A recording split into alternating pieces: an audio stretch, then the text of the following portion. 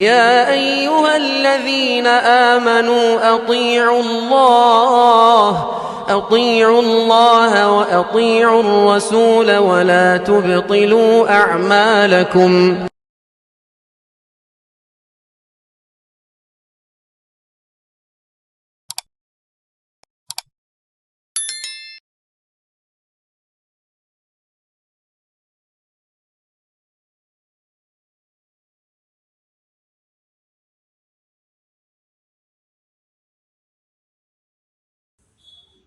بسم الله الرحمن الرحيم.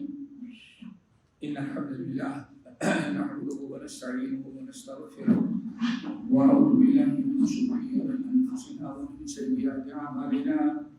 من يهده الله فلا مضل له ومن يضلل فلا هادي له وأشهد أن لا إله إلا الله وأشهد أن محمدا عبده ورسوله.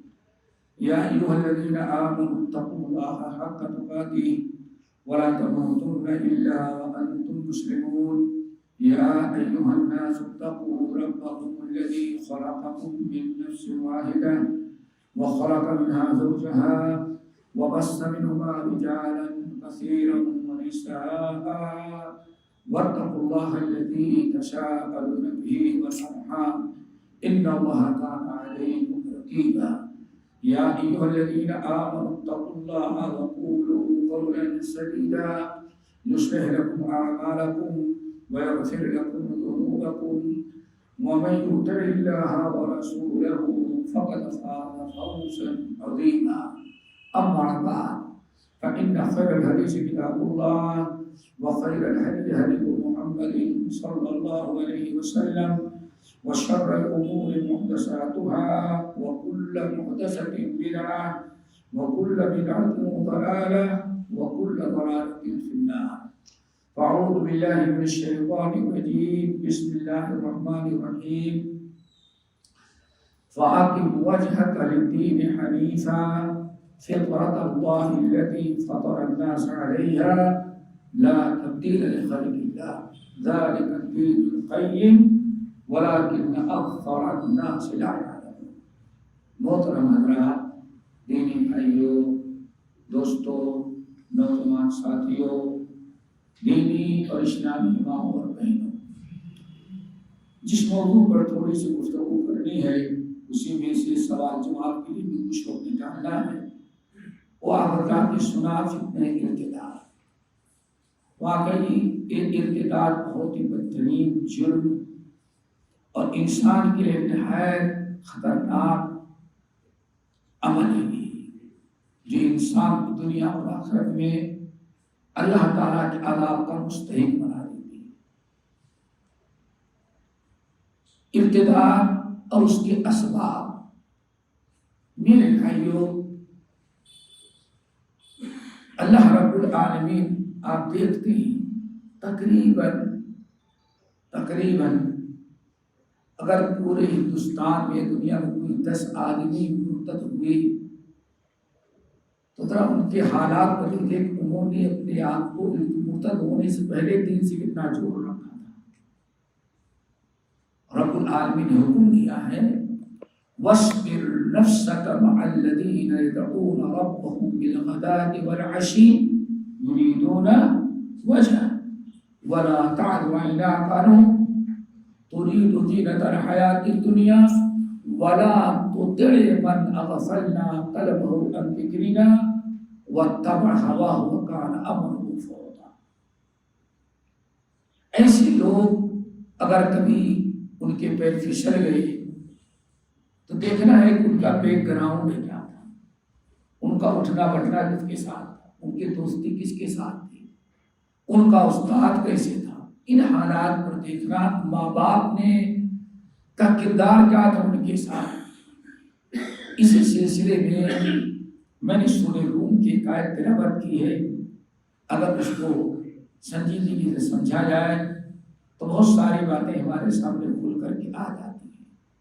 لیکن اس آیت پر گفتگو کرنے کے پہلے سورۃ النساء وغیرہ کی، سورۃ البقرہ کی جو آیات ہیں ان میں سے جن کا خلاصہ یہ ہے، اللہ رب العالمین نے ہمیں فرمایا کہ وَلَن تَرْضَىٰ عَنْكَ الْيَهُودُ وَلَا النَّصَارَىٰ حَتَّىٰ تَتَّبِعَ مِلَّتَهُمْ، دنیا کی کوئی قوم تم سے اس وقت تک خوش نہیں ہوگی جب تک کہ آپ ان کی ملت کو قبول نہ کریں۔ امریکہ سے ایک صاحب نے آج سال پہلے ٹیلی فون کیا، کہا کہ 25 سال پہلے درس میں ہم نے قرآن کی ایک آیت سورۃ النساء کی اور آج اس کا عملی مشاہدہ ہو رہا ہے۔ اللہ فرماتے ہیں وَدُّوا لَوْ تَكْفُرُونَ كَمَا كَفَرُوا فَتَكُونُونَ سَوَاءً۔ بہت اس مفہوم کی آیتیں سورۃ النساء ہی میں 3-4 آیات ہیں، لیکن ہم ادھر نہیں جانا چاہتے، آواز کم ہے۔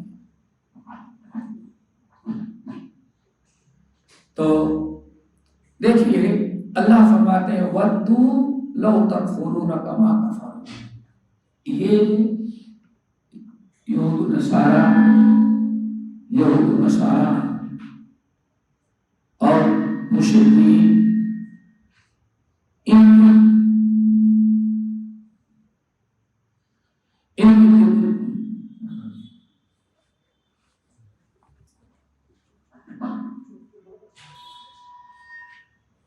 ان کی دلی تمنا یہ ہوتی ہے، ان کی دلی تمنا یہ ہوتی ہے کہ تم بھی ویسے ہی کفر کر ڈالو جیسے وہ لوگ کفر کر ڈالے۔ وَدُّوا لَوْ تَكْفُرُونَ كَمَا كَفَرُوا فَتَكُونُونَ سَوَاءً، ان کی دلی خواہش و تمنا اور ساری کوششیں ہوتی ہے کہ وَدُّوا، ان کی بڑی تمنا خواہش ہوتی ہے۔ کیا تمنا خواہش ہوتی ہے؟ کہ تم بھی کفر کر ڈالو تاکہ تم اور وہ دونوں برابر ہو جائیں، اسلام کسی کے پاس باقی نہ رہے۔ اور آپ اس کو اس طرح سے سمجھیں، اگر قرآن کا مطالعہ کریں آپ تو بابا آدم سے لے کر کے آخری انبیاء بنی اسرائیل میں سے آخری نبی عیسیٰ علیہ السلام انبیاء بنی اسرائیل، عیسیٰ علیہ السلام کے بعد اللہ تعالیٰ نے نبوت کا سلسلہ بنی اسرائیل میں ختم کر دیا، کوئی دوسرا رسول نہیں آیا۔ اب نبوت اور رسالت بنی اسرائیل کے بجائے بنی اسماعیل میں اللہ نے ٹرانسفر کر دیا۔ ابراہیم علیہ السلام کی جو قرآنی آیات ہے تو اس سے معلوم پڑتا ہے کہ 2 بیٹے تھے، لیکن تاریخی اور تفصیلی اعتبار سے معلوم پڑتا ہے کہ 3 بیٹے تھے، 3 بیٹیاں تھیں اور تینوں سے اللہ نے ایک بیٹا دیا تھا، سارا، ہاجرہ اور قطورہ۔ سارا سے اللہ تعالیٰ نے اسحاق علیہ السلام کو پیدا کیا،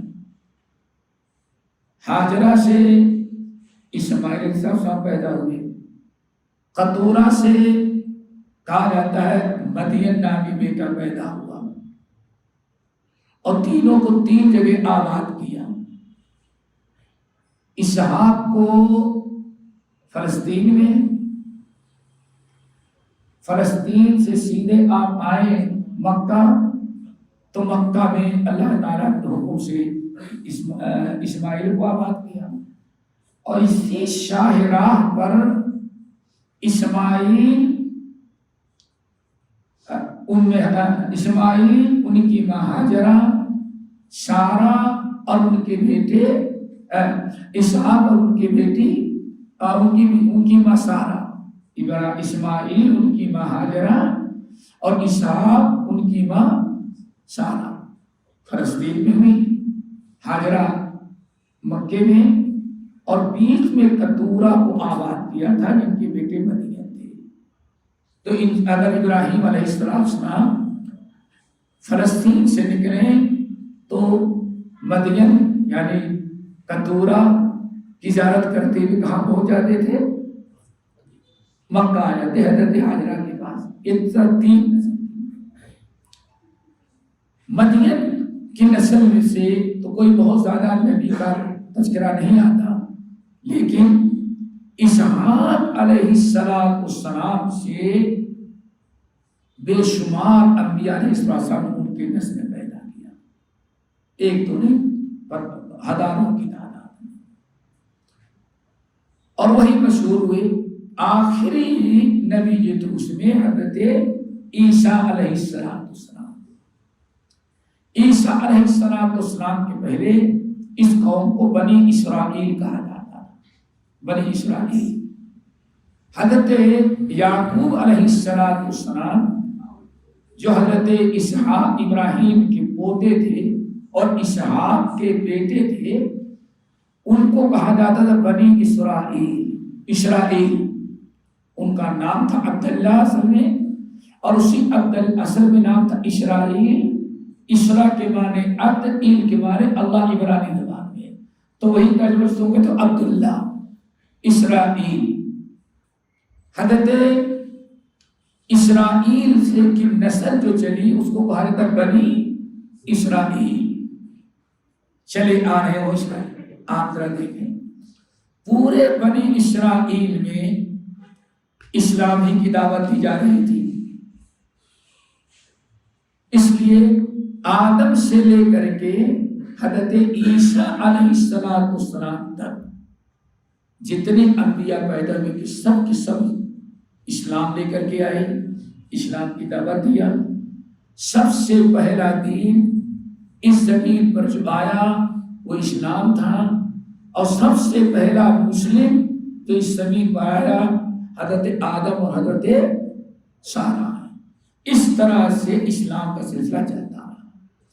آپ دیکھیں نوح علیہ السلام نے اپنے آپ کو مسلمین کہا، حضرت ابراہیم علیہ السلام نے مسلمین کہا، حضرت یوسف علیہ السلام نے اپنے آپ کو مسلمان کہا۔ اس مسلمان کے علاوہ کوئی اور نام دین کسی نبی کی طرف منسوب نہیں ہوا۔ سارے انبیاء اسلام لے کر کے آئے، اور سارے ان کے اوپر ایمان لانے والے امتی جو تھے ان کو مسلمین کہا گیا۔ هو سماکم المسلمین من قبل وفی هذا لا تموتن الا وانتم مسلم ولکن کان حنیفا مسلما۔ یہ ساری امتیں جو آئی تھی اسلام لے کر کے آئی تھی، لیکن اسی لیے ان کو کہا جاتا ہے اہل کتاب۔ اہل کتاب کیونکہ انبیاء پر ایمان رکھتے تھے، آسمانی دین پر ایمان رکھتے تھے، لیکن اس کو انہوں نے محرف کر ڈالا، تبدیل کر ڈالا، اس کے اندر ملاوٹ پیدا کر دی، حقیقت کو نہیں کھو دیا۔ آخر میں آخری نبی محمد صلی اللہ علیہ وسلم کے متعلق حضرت موسیٰ نے بشارت دی، حضرت عیسیٰ نے بشارت دی۔ تورات اور انجیل میں محمد صلی اللہ علیہ وسلم کے ساتھ ساتھ آپ کے صحابہ کی بھی کی فضیلت بیان کی تذکرہ کیا گیا۔ محمد رسول اللہ والذین معہ شداء علی الکفار، آپ پڑھ ڈالیں ایک ہی نبی ہے جن کا تذکرہ شروع سے لے کر ان کے صحابیوں کے ساتھ کیا گیا ہے۔ سارے بنی اسرائیل انتظار کرتے تھے آخری نبی محمد صلی اللہ علیہ وسلم کا۔ اور سورۃ البقرہ کی آیت اور اس کے علاوہ آپ غور کریں گے یہودیوں عیسائیوں کی جو لڑائی جو آپس میں ہوئی، اور عیسائی جب غالب آ گئے اور یہودیوں کو مار مار کر کے بھگانا شروع کیا، قتل شروع کیا، تو یہودی پورے دنیا کے اندر بھگے۔ اور کدھر بھگتے تھے؟ آخری نبی کے پیدا ہونے کی جہاں علامات بیان کی گئی تو وہاں آتے تھے، بھگے شام سے۔ انہوں نے سن رکھا تھا کہ ایک ایسے شہر میں آخری نبی پیدا ہوں گے جو دو پیدا ہوں گے جہاں کوئی کھیتی باڑی، کوئی انسان و جنات اس طرح سے، یعنی کوئی کاروبار، کھانے پینے کوئی انتظام نہیں ہوگا۔ اللہ رب العالمین آخری نبی وہاں پیدا کریں گے، اللہ اکبر۔ پھر ہجرت کر کے ایک ایسے شہر میں جائیں گے جہاں جو شہر دو پہاڑوں کے درمیان ہوگا اور کھجور کے بہت ہی زیادہ باغات ہوں گے۔ اس طرح سے بہت ساری علامات تھیں۔ تو یہودی جب عیسائیوں سے شکست کھائے اور بھاگنے لگے تو بھاگ بھاگ کر ایسے علاقے میں جاتے جہاں کھجور کے درخت ہوں اور کچھ پہاڑ ہوں. فدق میں رکے، خیبر میں رکے. چلتے چلتے تھک چکے تھے. جب یثرب کے قریب سے گزرے تو دیکھا کہ یہاں جو چھوٹی سی آبادی ہے تو پہاڑوں کے درمیان ہے، بین لابتیں، اور کھجور کے باغات بڑے ہیں. تو یہودیوں نے کہا، یہودیوں کی بڑی جماعت دنیا میں کہاں بھٹکتے پھرو گے، آخری نبی شاید میں آئے. کیوں؟ سب سے زیادہ کھجور کے باغات یہاں ہیں اور شہر جو آباد ہے گاؤں وہ بھی تو پہاڑوں کے درمیان. یہودی وہاں آباد ہوئے. 3 قبیلے یہودیوں کے بعد ہوئے، بنو قریظہ، بنو نذیر، بنو قینقاع.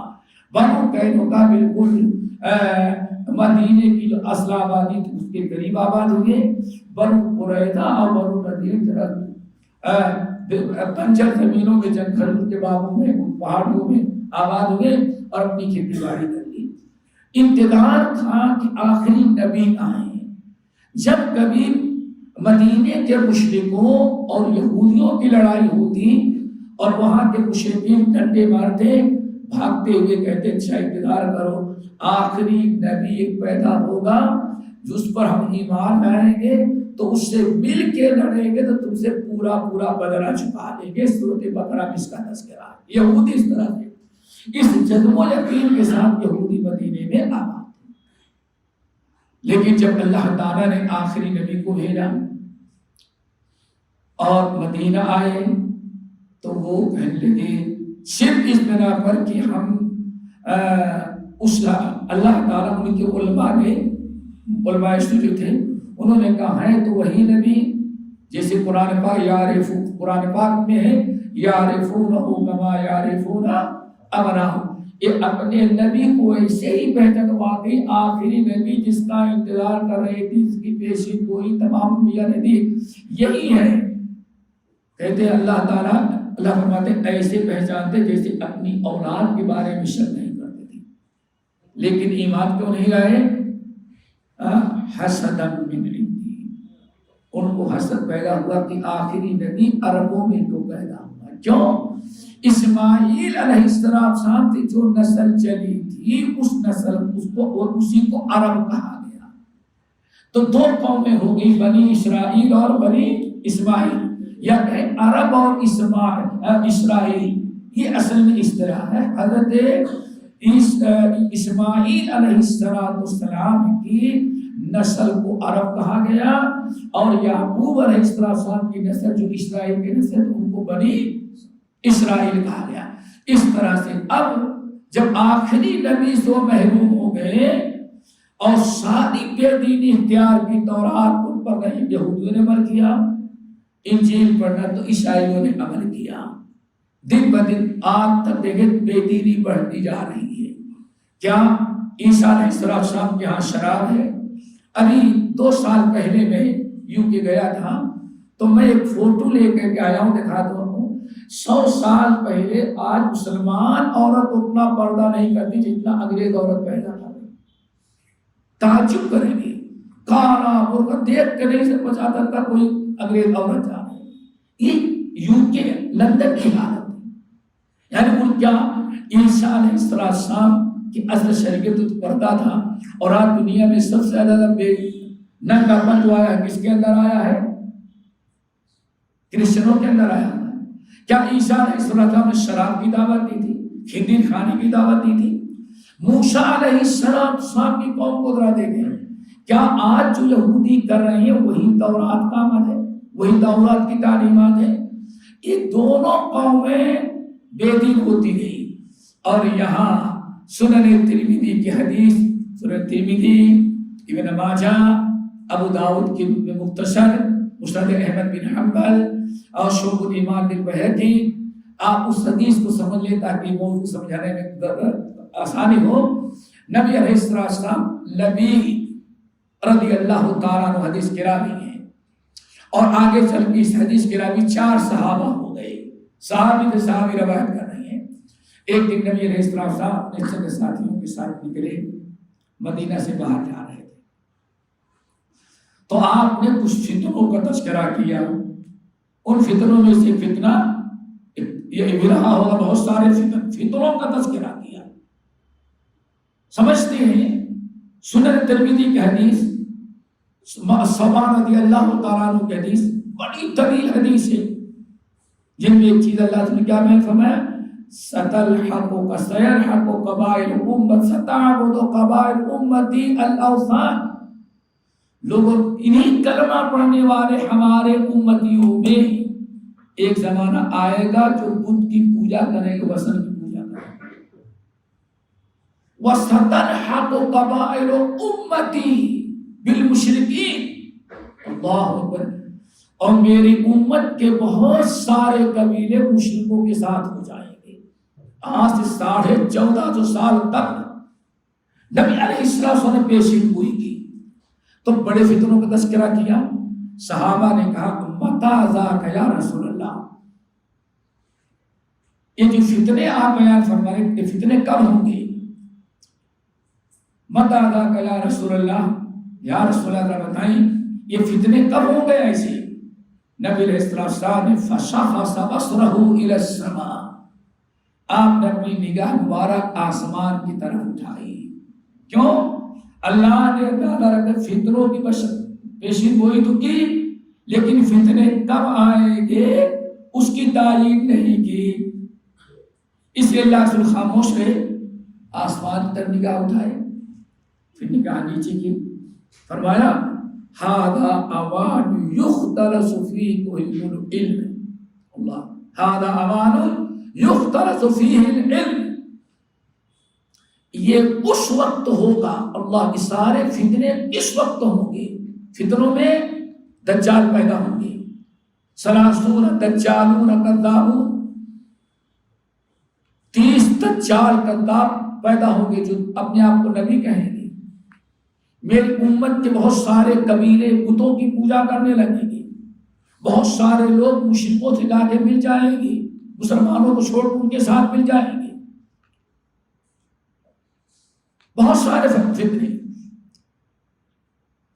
تو آپ نے فرمایا سر مبارک نیچے اٹھ کیا، فرمایا ھذا اوان یختلس فیہ العلم، یہ سارے فتنے اس وقت ہوں گے جب علم تم سے اٹھ جائے گا۔ اللہ اکبر۔ دوستو آج مرتد کون ہو رہا ہے؟ کوئی مولانا تو مرتد نہیں ہوا، کسی طالب علم کے بارے میں بتائیں، یہی آپ کا جامعہ محمدیہ ہوگا، کتنے مولانا مرتد ہو گئے، کتنے طلبہ کا محترم مرتد ہو گئے، سوچو ذرا سا۔ دنیا میں جہاں گئے کوئی بتا سکتا ہے کہ مرتد ہوئے؟ حالت یہ ہے اہل حق کے استقامت کا۔ ابھی پچھلا جمعہ چند دن پہلے یو کے میں جمعہ کو خطبہ دیا، جمعہ پڑھانے کے بعد آدمی کلمہ پڑھنے کے لیے انگریز باہر کھڑے انتظار کر رہا ہے۔ جس کے پاس علم ہوگا وہ کہیں بھی جائے مرتد نہیں ہوگا۔ تو صحابہ کرام کو بڑا تعجب ہوا، مسلمانوں میں بت کی پوجا ہونے لگے گی، مشرکوں سے جا ملیں گے، مرتد ہو جائیں گے۔ تو تعجب ہوا صحابہ کو، متی ذاک یا رسول اللہ، یہ کب ہوگا؟ اللہ نے بدر وحی آپ کو بتایا ذاک اوان یختلس فیہ العلم، یہ اس وقت ہوگا جب علم اٹھ جائے گا۔ اتنا آپ نے فرمایا ھذا اوان یختلس فیہ العلم، یہ جتنے فتنوں کی میں نے پیشین گوئی کی، یہ ساری فتنے اس وقت آئیں گے ہوں گے جب علم اٹھ جائے گا۔ اتنا جیسے صحابہ کرام نے سنا، صحابہ کرام کے تکان کھڑے ہوئے، یا رسول اللہ کیف یختلس العلم منا، آپ کیسے فرما رہے ہیں کہ ہم سے علم اٹھ جائے گا؟ ہم مسلمانوں سے علم اٹھا، اتنی خیر و برکت کی چیز، لوح محفوظ سے قرآن جیسی مقدس کتاب لے کر کے آپ آئے، سارے نبیوں کا سردار، وما ارسلناک الا رحمۃ للعالمین، ایسے نبی کی سنتیں اور سیرت ہمارے پاس ہیں، کیسے مرتد ہو جائیں گے ہم لوگ؟ ہم نے آپ سے جبرائیل اللہ نے سیکھا، آپ نے جبرائیل سے سیکھا، ہم لوگوں نے آپ سے سیکھا، اور کیسے مرتد ہوں گے؟ ہم نے آپ سے سیکھا، نعلم ابناءنا ونساءنا، اپنے بچوں کو ہم تعلیم دے دیں گے، اپنی بیویوں بچیوں کو ہم تعلیم دے دیں گے، اپنی عورتوں کو ہم دین سکھائیں گے، اور ہماری اولاد اپنی اولاد کو، اولاد اپنی اولاد، قیامت تک علم ہمارے اندر موجود رہے گا۔ اتنا مقدس علم ہے جو آسمان سے آیا ہو، ہم لوگ اس کو چھوڑ دیں گے؟ کیا بات کرتے ہیں آپ؟ کیف یقتبس العلم منا، ہم سے کیسے علم اٹھ جائے گا؟ نبی علیہ السلام فرمایا، اوہ یا لبید ابن زیاد انی ان کنت لعدتک من افقہ اہل المدینہ، ہم نے تو یہی سنا تھا کہ مدینے کا چودھری یہ ہے، بڑا باتونی، بڑا تیز و ترار۔ اللہ اکبر! آج تک میرے دل و دماغ میں اہل مدینہ نے تمہاری تعریف کر کے ہمیں تو یہی باور کرایا تھا، میرے دل و دماغ میں یہی بات تھی کہ انتم لانت افقہ اہل المدینہ من اہل المدینہ، مدینہ کے سوجھ بوجھ، تفقہ، علم اور ہوشیاری رکھنے والے آپ ہیں۔ آپ کے سمجھ میں نہیں آیا کہ علم کیسے ہماری امت سے اٹھ جائے گا؟ میں نے کہا یا رسول اللہ، نہیں سمجھ میں آیا۔ اس سب دیکھیں، یہی تو کمال ہے، فتنوں کی بھی پیشین گوئی کی گئی تھی، اس کے اسباب بھی بیان کیے گئے اور اس کا علاج بھی، لیکن مشکل کیا ہے؟ ہم نے کبھی علاج ٹائی لگانے والے سے سوچا، سمجھ گئے نا؟ ٹائی لگا کے آ گیا اسٹیج پر کوئی اسکالر، اب وہ کبھی اس کو یہ پتا نہیں کیا اسلام نے کیا علاج بتایا اور کیا سبب بتایا۔ اب میڈیا میں جو سنے گا اور جو اس کی عقل کہے گی، اس کو وہی مابزال کا مبلغ من العلم، وہی ان کا مبلغ علم ہے، اسی سے آپ کو سمجھائیں گے۔ اس سے پہلے یہاں آیا تو میں نے کہا اسی مسجد میں درس ہوا تھا، تو یہاں سے پلٹ کر کے گیا تو شاید بڑا ہنگامہ تھا، کوئی امریکی اسکالر آیا ہے میاں بیوی کے درمیان، کیا کہتے ہیں، کاؤنسلنگ کروانا، ہاں، اور 1 منٹ حساب لگا تھا، 1 گھنٹے کے میرے خیال 300 دینار لیتا تھا، یعنی 1000 دینار 1 گھنٹے کا۔ ماشاءاللہ، امریکی آیا ہے، میاں بیوی پہ جب جھگڑا ہوتا ہے، نبھا نہیں ہوتا تو کاؤنسلنگ کرواتا ہے وہ۔ بہرحال ہم یہاں گئے تو بڑا چرچا دبئی ایئرپورٹ ہی سے کرتا، جس بڑا آیا ہے، کہاں فلاں مسجد کے اندر، اچھا بچی، اور بعد میں پتا چلا کہ اس کی 3 بیویاں کیا، تینوں بھگ گئی ہیں چھوڑ کر کے۔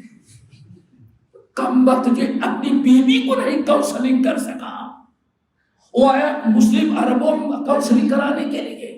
سارا معاملہ وہی ہے میرے بھائیو، آج اللہ اکبر، سوٹڈ بوٹڈ اور کسی سپر پاور ملک کا ہو، عالم نہ ہو، اسکالر ہو، بس وہ ہے ہمارا سب سے بڑا لیڈر۔ سوچو ذرا سا، کون سی چیز ہے جس کا علاج قرآن و حدیث میں نہ بتایا گیا؟ اوہ، اللہ نے فرمایا تم کو یہ سمجھ میں نہیں آیا کہ علم کیسے اٹھ جائے گا؟ لفظ نہیں سمجھ میں آیا۔ جب ہمارے پاس اتنا ٹھوس ثبوت موجود ہے، جو علم ہمارے پاس ہے جبرائیل نے اللہ سے لیا، اور اللہ سے جیسے لیا جبرائیل امین، تو اس میں وما ہوا الغیب بدنی، جبرائیل امین تو کچھ خیانت نہیں کریں گے، اللہ نے ان کو روح الامین قرار دیا، جو پائے ویسے لے کر کے آئے، اور ویسے ہی منوان محمد صلی اللہ علیہ وسلم کو بتایا، اور جبرائیل امین کی طرح آپ بھی امین ہیں، اور ہم نے آپ سے سیکھا، اور ہم لوگوں نے ٹھان لیا ہے کہ یہ علم برکت والا واپس نہیں جانے دیں گے۔ ہم نے آپ سیکھا، اپنی بیوی اپنے بچوں کو سکھائیں گے، اور وہ اپنے بیوی بچوں کو، تو ہم یہود و نصارہ نہیں ہے کہ چھوڑ دیں گے تورات انجیل کو، قیامت کی صبح تک ہمارے یہاں ایک قرآن و حدیث کی تعلیم ہوتی رہے گی۔ تو کیسے فتنے آئیں گے، کیسے ہماری اولاد بت کی پوجا کریں گے، کیسے مرتد ہو جائیں گے؟ مسلمانوں کو چھوڑ کر مشرکوں سے کیسے جا کر کے ملیں گے؟ کیسے ہماری لڑکیاں اور ان کے لڑکے ان سے جا کے شادی کر لیں گے؟ کیسے ہو سکتا؟ اللہ اکبر۔ اللہ سے فرمایا اما ترى هؤلاء اليهود والنصارى، کیا تم نے یہودیوں کو نہیں دیکھا، عیسائیوں کو نہیں دیکھا؟ مدینے میں یہودیوں کے 3 قبیلے موجود ہیں، ان کے علماء موجود ہیں، ان کے ہاں تورات موجود ہے، ان کے مدارس موجود ہیں، ان کے علماء موجود ہیں، ان کے ہاں تعلیم و تعلیم دی جا رہی ہے۔ اما ترى هؤلاء، ان یہودیوں کو نہیں دیکھتے؟ سب کچھ ہے، موسیٰ کی سنت بھی ہے، اللہ کی کتاب تورات بھی ہے، مدرسے بھی ہیں، علماء بھی ہیں، اور پڑھنے پڑھانے کا سلسلہ ہے۔ وَلَكِنْ لَا يَعْلَمُونَ لَا يَعْمَلُونَ بِشَيْءٍ مِّمَّا فِيهِمَا، اصل مسئلہ یہ ہے کہ جو کچھ اس میں لکھا ہے اس پر وہ عمل۔ ہاں یہی معاملہ عیسائیوں کا ہے، عیسائیوں کے ہاں بھی ان کے علماء موجود ہیں، انجیل موجود ہے، حضرت عیسیٰ علیہ السلام کی سنتیں موجود ہیں، قیامت پر ایمان، عذاب قبر پر ایمان، جہنم پر ایمان، سب پر ایمان رکھتے ہیں، لیکن جو پڑھتے ہیں اس پر عمل۔ اللہ اکبر۔ اور آج اس امت میں مسلمانوں کو ذرا دیکھو، وہاں تو کم سے کم عمل تھا، علم نہیں تھا، دوسرے کے بعد علم تھا، عمل نہیں تھا، اور آج ہمارے ہاں نہ علم رہ گیا ہے نہ عمل رہ گیا۔ کیا خیال ہے؟ آپ کسی پڑوسی بڑی سٹیوں میں سے ایک سٹی ہے، ایک انسان مسلمان ہوا، نوجوان 6-7 سال کے بعد آیا اپنے گھر ملنے کے لیے، تو جس کے ہاتھ پر مسلمان ہوا تو اس نے اپنی ماں سے کہا امی جان یہ نو مسلم بھائی ہے، ماں باپ سب چھوڑ چکا ہے، اس لیے اس کو آپ منہ بولا بیٹا بنا لیں، اپنے گھر میں رکھیں۔ ماں بڑی خوش، ریڈی میڈ بھی منہ بولا بیٹا مل گیا، بہت خوش، دبئی سے میں رہنے والا، بہت خوش۔ تو اب جو ساتھی آیا تو اس بیچارے کو تو کہیں بہن اور بہنوئی سے ملنے کے لیے جانا، کہیں خالہ اور خالو سے ملنے کے لیے جانا، 2-4 دن گھر میں رہا، وہ گھومتا تھا، اور اس نو مسلم کو اپنے ماں کے بعد چھوڑ دیا۔ تو نو مسلم کہتا ہے ایک دن ہماری منہ بولی ماں کہنے لگی، میں ان کو اسلام سکھاتا تھا، حدیثیں سناتا تھا، تو ایک دن اس دیکھا منہ بولی ماں جو بوڑھی تو اس کی آنکھوں میں آنسو آ گئے، کہا کہ اے بیٹی یہ محمد صاحب اسی یہاں ہی رہتی، وہ کس محلے میں رہتے، اتنی اچھی باتیں کرتے، بیٹا میرا دل ان سے ملنے کا چاہ رہا ہے، چلو بیٹا رب میری زیارت کروا دو، میں ان سے مل کر کے آؤں، کس محلے میں کس گلی میں رہتی؟ ذرا بتائیں، نانی بن گئی، دادی بن گئی، لیکن اس کو یہ پتہ ہے کہ محمد صلی اللہ علیہ وسلم کب آئے اور کون ہے، وہ سمجھتی ہمارے ہی محلے کا کوئی آدمی ہے، اس لیے کہتی چلو ہماری ملاقات اس سے کروا دو۔ علم کہا۔ اور ذرا سنو تعجب، جے پور میں کہ لال مسجد میں میں نے بخاری کا درس دیا، صبح درس دیا، لوگوں کو بڑا اچھا لگا۔ ظہر کی نماز میں ایک صاحب آئے، سوٹ بوٹ ماشاءاللہ، اور نیا انڈیا میں موبائل نکلا تھا، دونوں جیب موبائل سے بھرے ہوئے، ظہر کی نماز پڑھ کر کے جانے لگے، تو لوگوں سے نے کہا آپ فجر میں نہیں ہے، بخاری کا درس بڑا اچھا تھا، ماشاءاللہ ماشاءاللہ، ہماری نیند لگ گئی تھی۔ ویسے میں نے ریسرچ کر لیا ہے بخاری کو، بخاری میں 6-7 حدیثیں غلط ہیں، امام بخاری کو میں موبائل ڈھونڈا، ان کا موبائل نمبر مل جائے تو بخاری سے کہوں اس کی اصلاح کر لیں۔ اب ذرا بتائیں، انسان 5 بچوں کا باپ ہو اور دادا نانا بننے کا ٹائم آ گیا ہو، لیکن اس کو یہ پتا نہیں کہ بخاری کو سمجھ رہا تھا جامع مسجد دلی کے امام بخاری کی کتاب نہیں۔ یہ ہمارے ہاں جہالت ہے۔ تو نبی علیہ السلام نے ارشاد فرمایا، لوگوں یاد رکھو، یہ میں نہیں کہہ رہا کہ قرآن اٹھ جائے گا، قرآن قیامت کی صبح تک رہے گا، نبی کی سیرت و سنت رہے گی، پڑھی جائے گی، پڑھایا جائے گا، سنا جائے گا، لیکن ایسا ہوگا کہ علم اٹھ جائے گا، عمل نہیں۔ لا یعملون بشیء مما فیہما، عمل اٹھ جائے گا، لوگوں کے عمل میں نہیں ہوگا۔ اور یہاں معاملہ آیا نعوذ باللہ من ذالک، آج مسلمانوں پر کا بڑا طبقہ جو ہے وہ علم تو تھا ہی نہیں، عمل جو تھا وہ بھی ختم ہو گیا ہے۔ دعا کرو اللہ تعالی ہمارے اندر پھر وہی علم اور عمل پیدا کر دے۔ اسی لیے دوستو بہت ہی تاکید کی گئی ہے۔ امام بخاری رحمۃ اللہ علیہ صحیح بخاری کی کتاب علم لکھتے ہیں کیف یذهب العلم، علم کیسے اٹھ جائے گا۔ اور حجۃ الوداع کا واقعہ یاد رکھو دوستو، جب نبی علیہ السلام فضالہ ابن عبید الانصاری رضی اللہ تعالیٰ عنہ کی روایت، جب نبی علیہ السلام اونٹنی میں کھڑے ہو کر کے خطاب کر رہے تھے، اور بعض اہل علم کے مطابق 1,40,000 کے مسلمان اس وقت نبی علیہ السلام کے دیدار کر رہے تھے۔ ہر ایک کا کان، ہر ایک کا دل و دماغ، ہر ایک کی نگاہ نبی علیہ السلام کے اوپر تھی، اور آپ اونٹنی پر سوار خطاب کر رہے تھے۔ خطاب کرتے ہوئے فرمایا تھا الا، اے میرے صحابیوں سن لو، خذوا العلم قبل ان یذهب، خذوا العلم قبل ان یذهب، خذوا العلم قبل ان یذهب، علم حاصل کر لو، اپنے بڑوں سے علم حاصل کر لو قبل اس کے کہ علم اٹھ جائے۔ الا خذوا العلم قبل ان یذهب، علم اٹھ جانے کے پہلے علم حاصل کر لو۔ صحابہ کرام تو سن رہے تھے، ایک بدو کھڑا ہوا، کھڑے ہونے کے بعد کہتا کہ یا رسول اللہ کیف یذهب العلم منا، آپ کیا بات کر رہے ہیں؟ ہم جیسے لوگ جن کا اٹھنا بچھونا قرآن حدیث سیکھنا ہے، قرآن حدیث کا سکھانا ہے، قرآن حدیث پر عمل کرنا ہے، ان دونوں کے کو جو ہم لوگوں نے پکڑ رکھا ہے، آپ کیسے فرما رہے کہ علم اٹھ جائے گا؟ آپ نے فرمایا علم نہیں اٹھے گا، یہ قرآن بھی موجود رہے گا، میری حدیثیں میری سنتیں بھی موجود رہے گی۔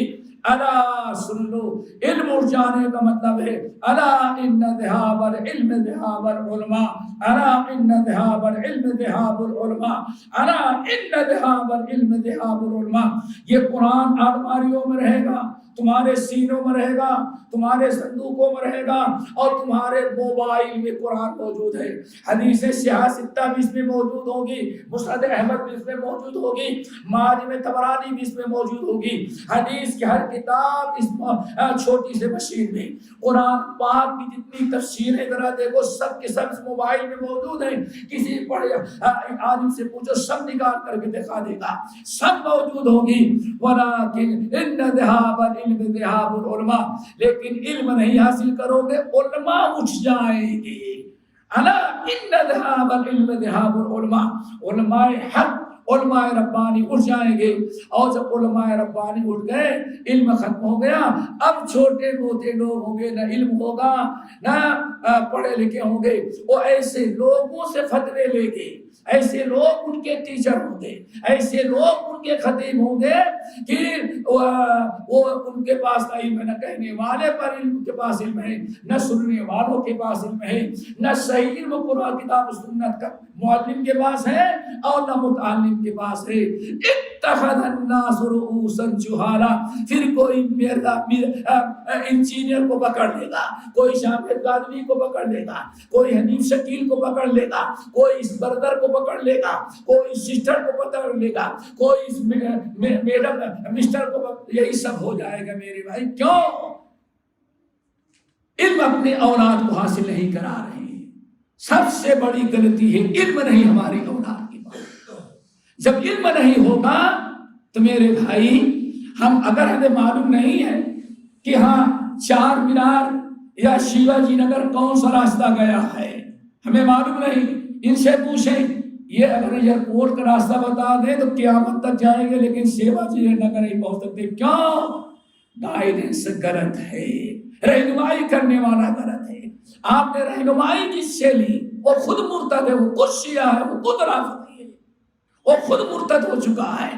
اس کی کیسٹیں سنیں گے، اس سے محبت کریں گے، اس کی کلپ سنیں گے تو انجام ہونا ہے ہم تو ڈوبے ہیں، ہم تجھے بھی لے ڈوبیں گے۔ اس لیے میرے بھائیوں سب سے بڑا مسئلہ یہ علم کا۔ ہم نے جو آیت تلاوت کی ہے، جب آپ نے سن لیا کہ ساری چیز فتنے کب ہوں گے؟ جب علم اٹھ جائے گا.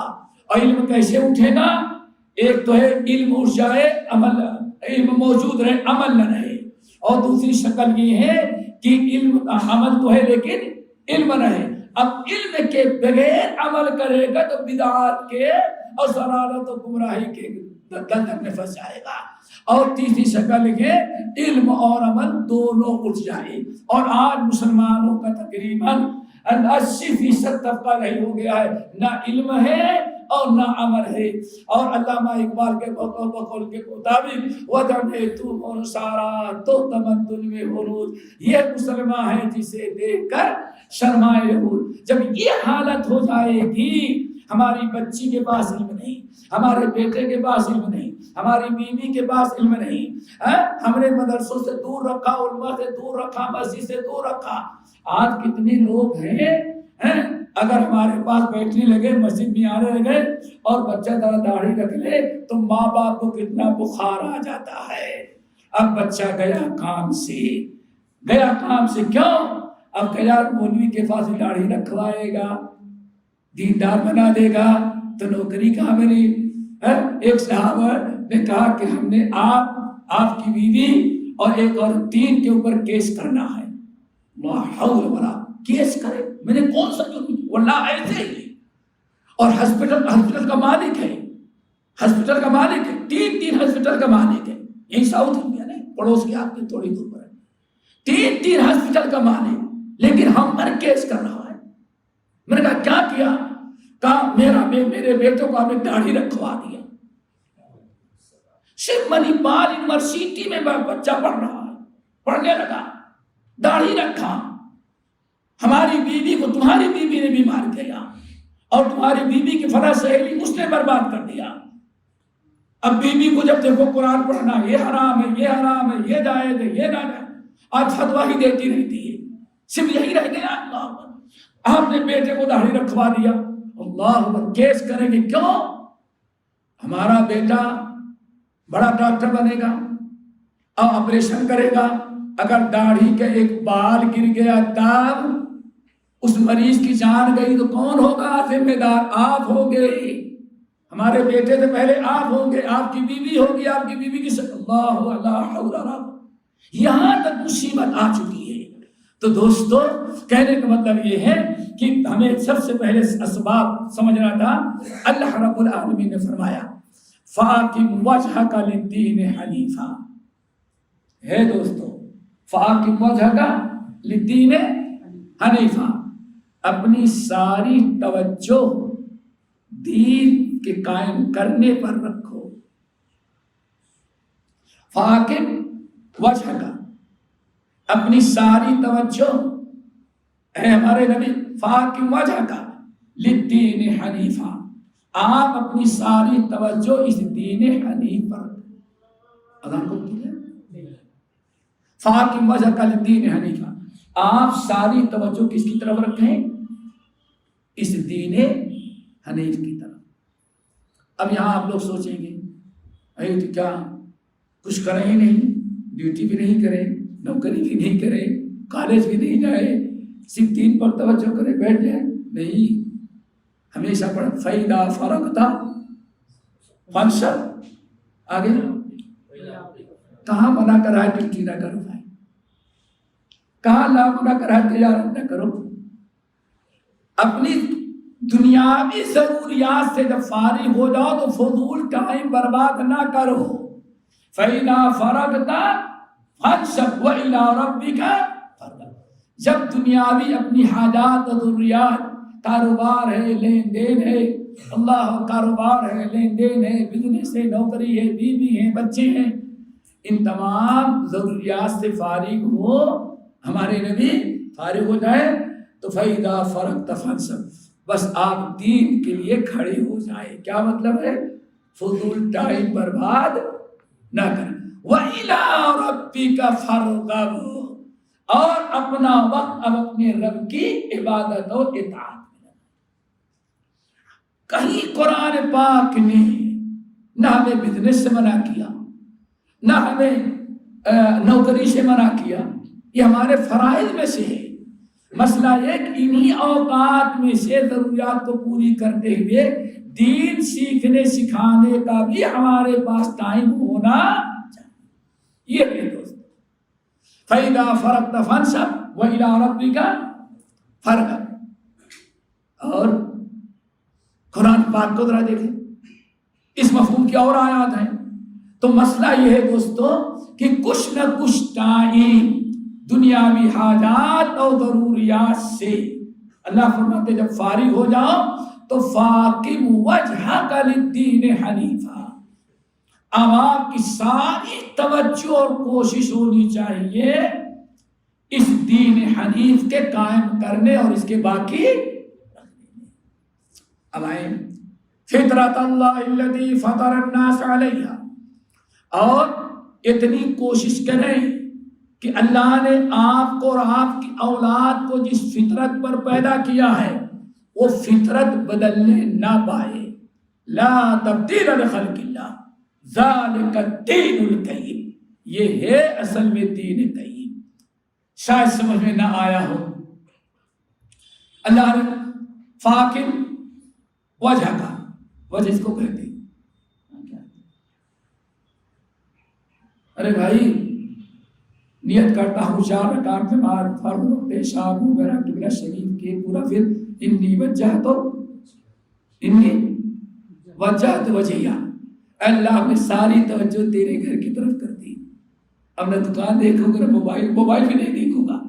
کچھ لوگ ماشاءاللہ کچھ زیادہ احتمام سے تو موبائل آتا ہے تو دیکھ لیتے ہیں کس کار کی بات نہ کریں.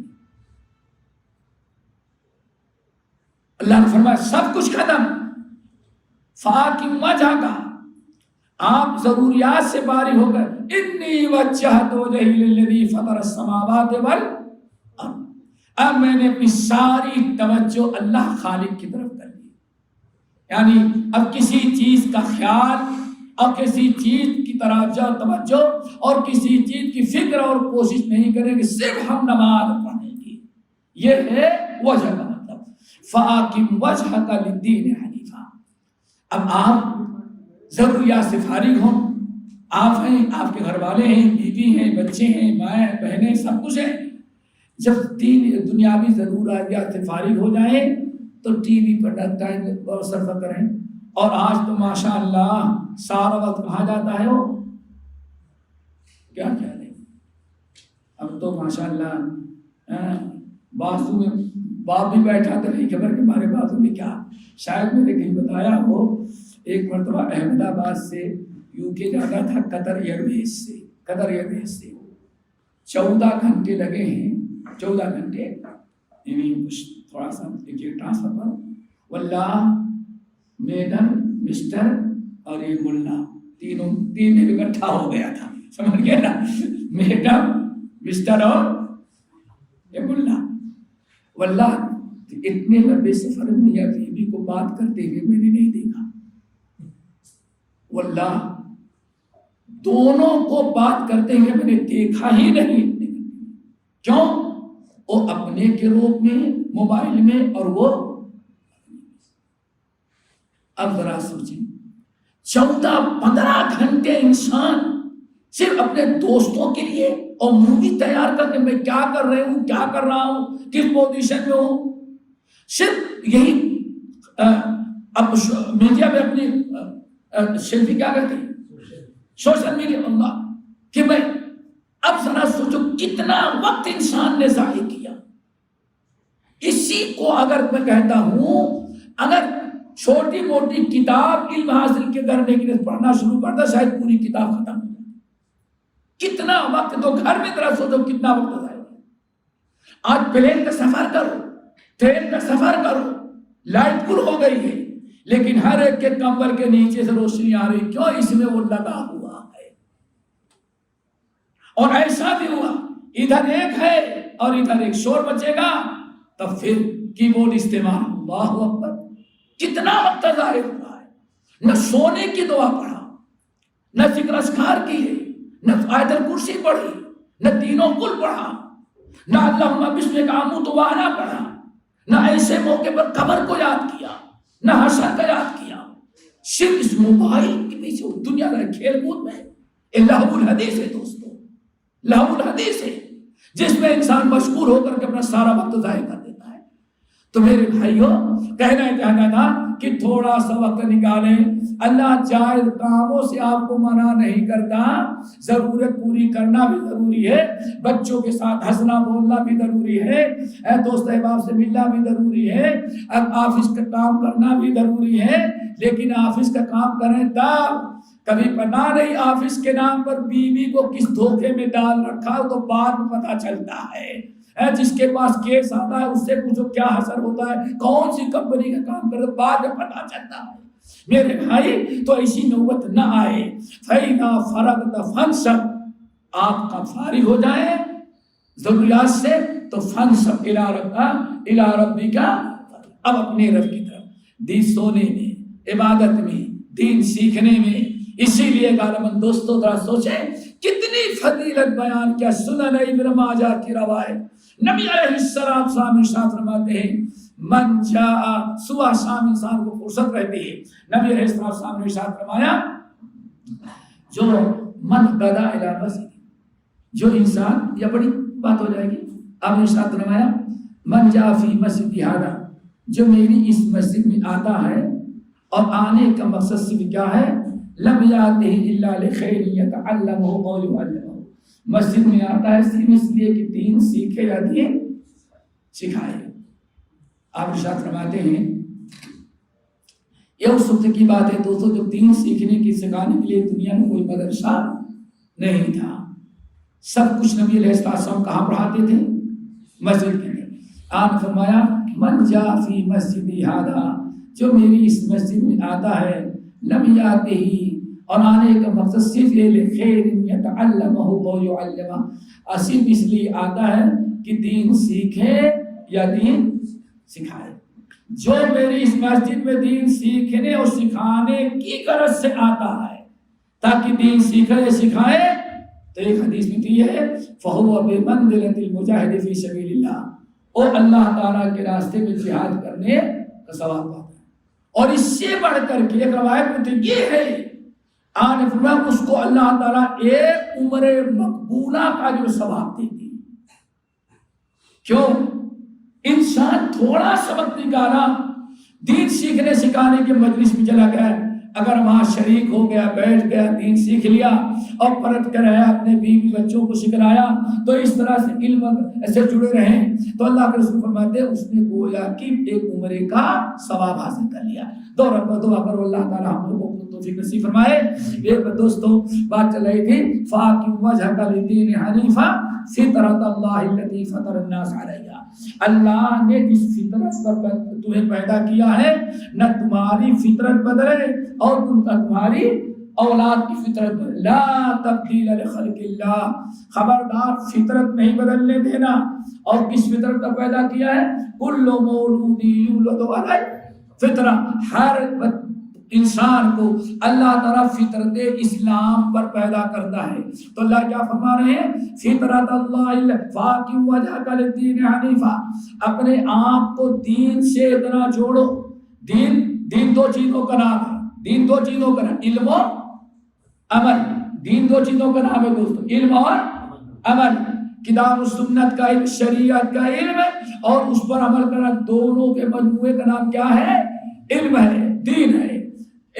دین آپ اللہ فرماتے ہیں فَأَقِمْ وَجْهَكَ لِلدِّينِ حَنِيفًا، اپنی ساری توجہ دنیاوی فارغ، اپنی ساری توجہ ساری فکر کس کی کرو، خود اپنی فطرت پر قائم رہو اور اپنی اولاد کو بھی فطرت پر قائم رکھو۔ لا تبدیل لخلق اللہ، خبردار ہوشیار رہنا، نہ تمہاری اپنی فطرت بدلے نہ تمہاری اولاد کی فطرت بدل سکے۔ ذالک الدین القیم، یہی بہت ہی ٹھوس دین ہے۔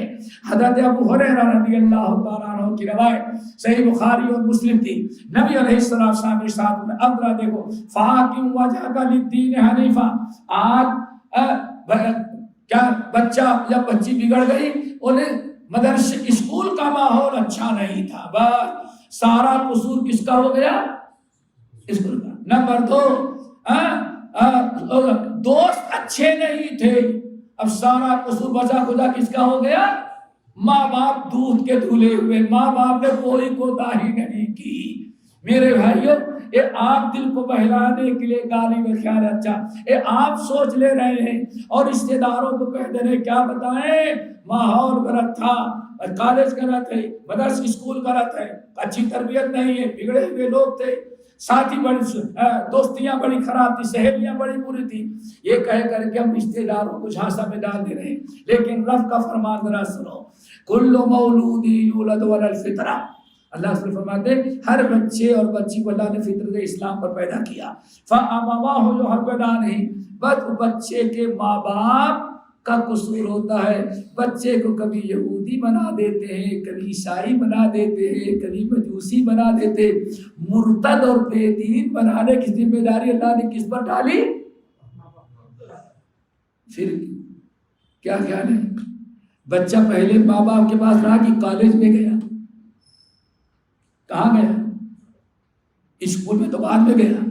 اسکول میں جانے کے پہلے آپ نے بچے کو کتنا سدھارا ہے، بچوں کو کتنی تعلیم کی ہے، اس پر تو غور کریں۔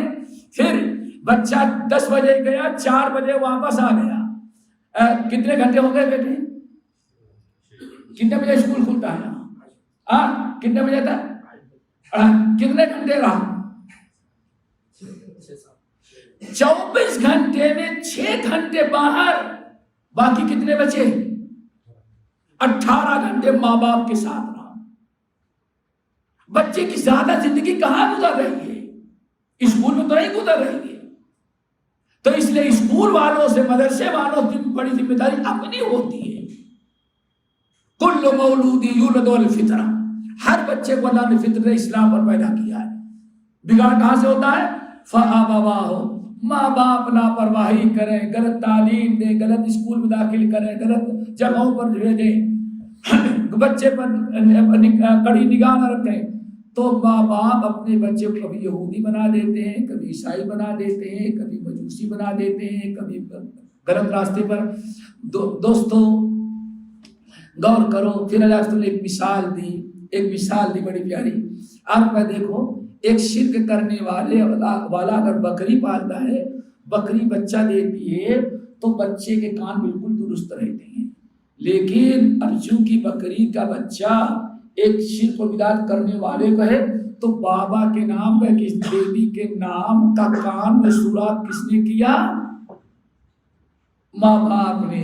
اللہ نے بکری کا بچہ، نہ بکری کے کسی بکرے نے کان خراب کیا، غیر اللہ کے نام کیا، نہ کسی انسان نے، غیر نے، ماں باپ بکری کے مالک نے خود بکری کے بچے کا کان خراب کیا۔ آپ پر ایسے ہی کسی اور کو قصور نہ دو، سب سے پہلے اپنا قصور سمجھو۔ ماں باپ تمہاری غلطی ہے کہ بچہ تمہیں دیا تھا اور تم نے غلط تعلیم و تربیت سے، جیسے بکری کا بچہ ہم نے صحیح دیا، بکری کے مالک نے بچے کے کان کو خراب کیا، ہم نے بچے کو تو فطرت پر پیدا کر کے تمہیں دیا، لیکن بچے کو غلط تعلیم و تربیت لاپرواہی، تم نے بچے کو غلط راستے پر ڈال دیا۔ اسی لیے قرآن پاک کی بڑی عظیم سی آیت یاد ہے، یا ایھا الذین آمنوا قوا انفسکم واہلیکم نارا، اے لوگوں، ایمان والو، اپنے آپ کو بھی جہنم سے بچانا ہے اور اپنے اہل و عیال اور بچوں کو بھی جہنم سے بچانا ہے۔ اپنے آپ کو جہنم سے بچائیں گے ایمان و عمل کے ذریعے، والعصر ان الانسان لفی خسر الا الذین آمنوا وعملوا الصالحات۔ اب بچوں کو کیسے ہم جہنم سے بچائیں؟ تو حضرت علی رضی اللہ تعالیٰ عنہ اور بہت سارے سر نقل کیا، اے علموہم وعدبوہم الخیر، اور طریقہ یہ ہے، اولاد کو جہنم سے بچانے کا طریقہ یہ ہے کہ آج ماں باپ اولاد کو صحیح تعلیم دے اور اچھے اسلامی آداب ان کو سکھلائے۔ میرے بھائیو، اسی لیے ہمیں سب سے زیادہ توجہ اولاد پر، اگر چاہتے ہماری اولاد نہ بگڑے، ہماری اولاد کے پاس اگر علم ہوگا، عقیدے کی پختگی ہوگی، توحید پر، اتباع سنت پر، دین کی محبت اگر ہم ان کے دلوں میں پیدا کریں گے رکھیں گے تو دنیا میں کہیں بھی جائیں گے انشاءاللہ وہ غیروں کے سدھارے گا، کبھی اس کو غیر بگاڑ نہیں سکتے۔ یہ اللہ تعالیٰ کا ایک نظام ہے، لیکن مشکل آتی ہے ہم خود اولاد کے معاملے میں بہت ہی زیادہ کوتاہی کرتے ہیں۔ اس لیے دوستو سب سے پہلے اس آیت پر غور کریں، فَأَقِمْ وَجْهَكَ لِلدِّينِ حَنِيفًا فِطْرَتَ اللَّهِ الَّتِي فَطَرَ النَّاسَ عَلَيْهَا لَا تَبْدِيلَ لِخَلْقِ اللَّهِ ذَلِكَ الدِّينُ الْقَيِّمُ۔ یہاں ایک بات ہمیں یاد آئی، ایک مرتبہ عمر بن الخطاب رضی اللہ تعالیٰ عنہ بیٹھے تھے اور ان کے سامنے سے معاذ بن جبل رضی اللہ عنہ، بڑی اہم چیز ہے، اسی کو سن لینے کے بعد شاید ہمیں احساس ہو جائے کہ بچوں میں ایک ارتداد، بے دینی، آوارگی کیوں پھیل رہی ہے۔ ایک تو علم کی کمی اور دوسرے اولاد کے بارے میں کوتاہی ہماری، پھر باہر کے بھی کچھ آثار ہوتے ہیں اس کا، لیکن سب سے بڑا سبب دوستو ہماری اپنے گھریلو ہماری کوتاہیاں ہوتی ہیں، جیسے کہ اللہ کے نبی علیہ السلام نے ارشاد فرمایا، اس کو یاد رکھیں۔ حضرت معاذ بن جبل رضی اللہ تعالیٰ عنہ، جانتے ہیں آپ حضرات نے سنا ہوگا کہ سب سے بڑے عالم صحابہ میں کون تھے؟ حلال معاذ بن جبل، عالمکم بالحلال والحرام معاذ بن جبل۔ حلال اور حرام کے مسائل اللہ تعالیٰ نے سب سے بڑا علم کس کو دیا ہے؟ یہ معاذ بن جبل کو۔ اسی لیے نبی علیہ السلام نے ارشاد فرمایا، صحابہ کرام حضرت معاذ بن جبل کو کہتے ہیں یہ امت ہے، یہ عالم بلکہ کیا ہے؟ امت ہے۔ یہ ان معاذ کان امت کہا جاتا ہے۔ نبی علیہ السلام نے ارشاد فرمایا قیامت کے دن استاد العلماء کا لعنت کر دے گا۔ آدم علیہ السلام کے زمانے سے لے کر کے قیامت کی صبح تک جتنے علماء ہوں گے سب کا ہیڈ، سب کا سردار کس کو بنا کے پیش کرے گا؟ معاذ بن جبل کو۔ تو معاذ بن جبل گزر رہے تھے، حضرت عبداللہ عمر بن الخطاب نے بلایا، سلام کہتے کہا معاذ ادھر آؤ۔ اب غور سے سنیں، آپ نے فرمایا یا معاذ ما قوام هذه الامہ، اللہ اکبر، معاذ ذرا بتاؤ یہ امت، چھوٹے بڑے، یہ امت کب تک دین پر قائم رہیں گے؟ اللہ، وہ کیا چیزیں ہیں جس کی بنا پر امت مسلمہ ہمیشہ دین پر قائم؟ حضرت معاذ بن جبل برجستہ کہے قیام هذه الامة ثلاثة هن المنجیات، امیر المومنین، اور یہی آیت تلاوت کی، فاقم وجهك للدین حنیفا فطرت اللہ الذی فطر الناس علیہا لا تبدیل لخلق اللہ ذلک الدین القیم ولکن اکثر الناس لا یعلمون۔ اور کہا وہ تینوں چیزیں اللہ نے اس آیت میں بیان کر دیا ہے۔ اب وہ تینوں چیزیں کیا ہیں؟ کہتے ہیں نمبر 1 الاخلاص۔ کیا بھائی؟ الاخلاص، وہی الفطرہ، الصلاۃ، وہی الملہ، اللہ اکبر، والطاعہ، وہی العصمہ۔ بس سب چیزیں بیان کر دیا معاذ بن جبل نے۔ جو اتنا بڑا ہوتا ہے اتنا ہی باتیں اس کی جامع معنی مختصر ہوتی ہیں۔ اللہ اکبر۔ یا معاذ ما قوام هذه الامہ، یہ امت کب تک قائم رہے گی دین پر، اسلام پر، عقیدے پر، شریعت اسلامیہ پر، توحید و سنت پر؟ کہا یا امیر المومنین ثلاث ہن المنجیات، تین چیزیں جب تک یہ امت اپنے اندر رکھے گی اور تین باتوں پر عمل کرے گی، یہ امت ایسے ہی قیامت تک قائم رہے گی۔ نمبر 1 الاخلاص، اخلاص، وہی الفطرہ، یہی فطرت ہے، فطرت اللہ الذی فطر الناس علیہا، یہ فطرت ہے۔ کیا مطلب اخلاص؟ اخلاص کیا ہے دوستو؟ قرآن پاک میں اخلاص کیسا ہوتا ہے؟ وما امروا الا ليعبدوا الله مخلصین لہ الدین حنفاء ویقیموا الصلاۃ ویؤتوا الزکاۃ وذلک دین تو یہ ہے اسلام. وما امروا الا ليعبدوا الله مخلصین له الدین. لوگوں کو سب کو اللہ نے یہی حکم دیا تھا کہ دین پر قائم رہے خالص کر کے. خالص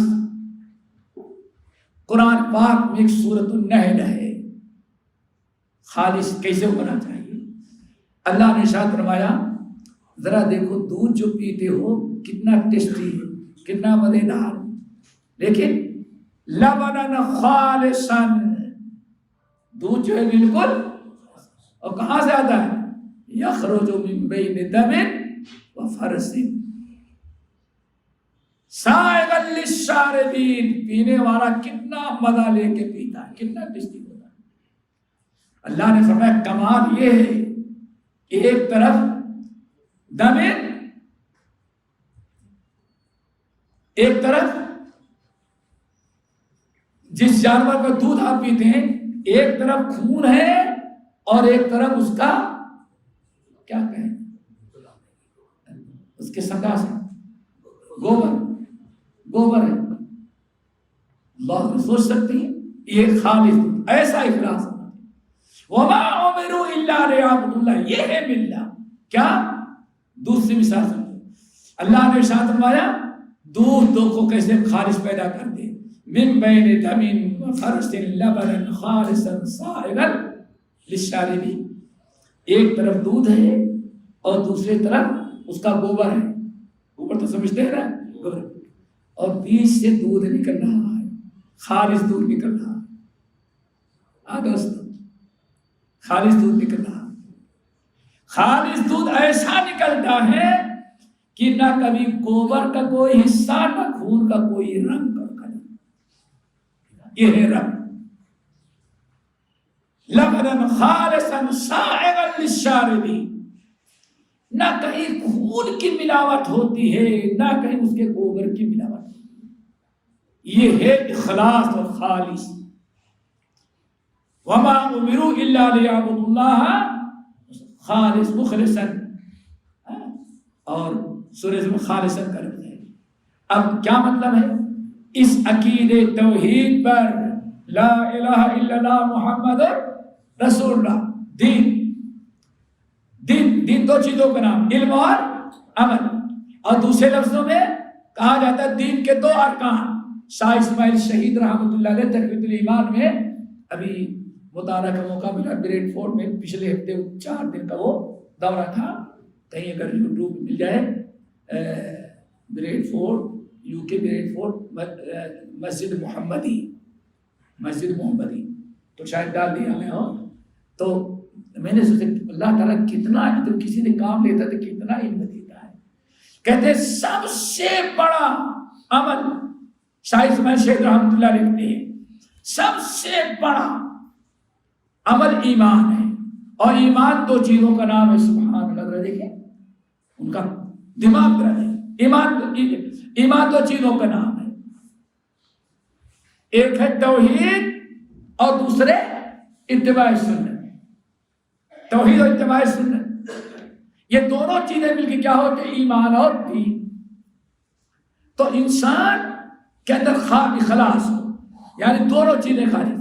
جس طرح سے دودھ نکلتا ہے دودھ میں کوئی ملاوٹ نہیں, ایسے ہی انسان اپنے عقیدے توحید کو شرک اور نفاق سے, شرک اور ایک طرف شرک ہے دوسرے نام نہاد بے ایمان منافق ہے, ان دونوں کے درمیان سے آپ کو گزرا آپ کا ایمان ہے. دوستو خالص ہونا چاہیے, اس میں نہ شرک کی ملاوٹ ہونے کی نہ نفاق کی.